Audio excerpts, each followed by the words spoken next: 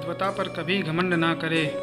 महाकवि कालिदास रास्ते में थे, प्यास लगी। वहाँ एक पनिहारिन पानी भर रही थी। कालिदास बोले, माते पानी पिला दीजिए, बड़ा पुण्य होगा। पनिहारिन बोली, बेटा मैं तुम्हें जानती नहीं, अपना परिचय दो, मैं पानी पिला दूंगी। कालिदास ने कहा, मैं मेहमान हूँ, कृपया पानी पिला दें। पनिहारिन बोली, तुम मेहमान कैसे हो सकते हो? संसार में दो ही मेहमान हैं, पहला धन, दूसरा यौवन। इन्हें जाने में समय नहीं लगता। सत्य बताओ, तुम कौन हो?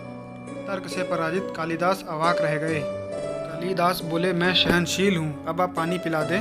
पनिहारिन ने कहा, नहीं, सहनशील तो दो ही हैं। पहली धरती, जो पापी पुण्यात्मा सबका बोझ सहती है, उसकी छाती चीर कर बीज बो देने से भी अनाज के भंडार देती है।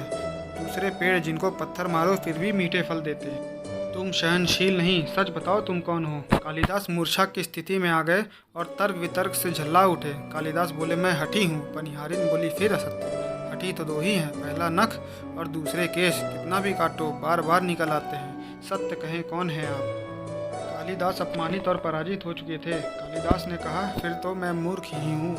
पनिहारिन ने कहा, नहीं, तुम मूर्ख कैसे हो सकते हो? मूर्ख दो ही हैं, पहला राजा जो बिना योग्यता के भी सब पर शासन करता है, और दूसरा दरबारी पंडित जो राजा को प्रसन्न करने के लिए गलत बात पर भी तर्क करके उसको सही सिद्ध करने की चेष्टा करता है। कुछ बोल न सकने की स्थिति में कालिदास वृद्धा पनिहारिन के पैर पर गिर पड़े और पानी की याचना में गिड़गिड़ाने लगे। वृद्धा ने कहा, उठो वत्स। आवाज़ सुनकर कालिदास ने ऊपर देखा तो साक्षात माता सरस्वती वहाँ खड़ी थी। कालिदास पुनः नतमस्तक हो गए। माँ ने कहा, शिक्षा से ज्ञान आता है, ना कि अहंकार से। तूने शिक्षा के बल पर प्राप्त मान और प्रतिष्ठा को ही अपनी उपलब्धि मान लिया और अहंकार कर बैठे, इसलिए तुम्हारे चक्षु खोलने के लिए ये स्वांग करना पड़ा।